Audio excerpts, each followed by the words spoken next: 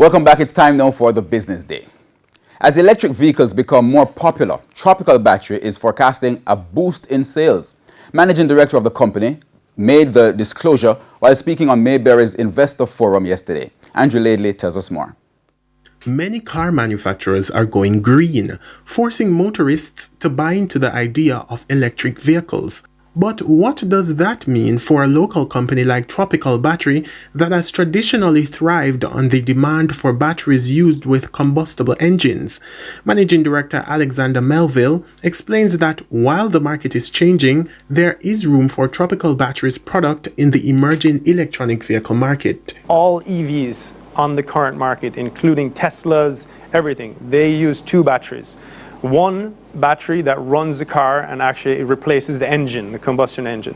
The second battery is a same battery that we sell, conventional battery that starts the car, runs the radio, the lights, all the ancillary stuff in the car. But he wasn't always confident. Mr. Melville explains that initially he had concerns. Some of them use even 2 or 3 batteries to replace not only the combustion engine, but just different electronics running on the car.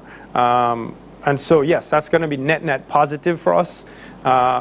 We were at first concerned about that, how does that all work, but it's definitely going to be positive for us. In the meantime, the company has delved into the business of providing batteries suited for renewable energy generation. They've been selling really well. We've sold off the first containers. It's probably over $50 to $60 million for a container. Wow. One container. We went through that last year. We're on our second container, and it's selling very well.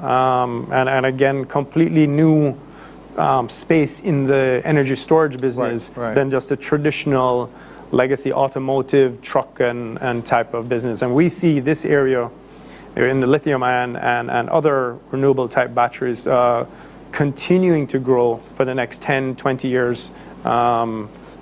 It's just a great space to be in. Andrew Laidley, TVJ News. Net international reserves increased by $303 million in March. The Bank of Jamaica said the reserves rose to $3,319 million. At that level, it will be able to purchase a little over 1 year of imports.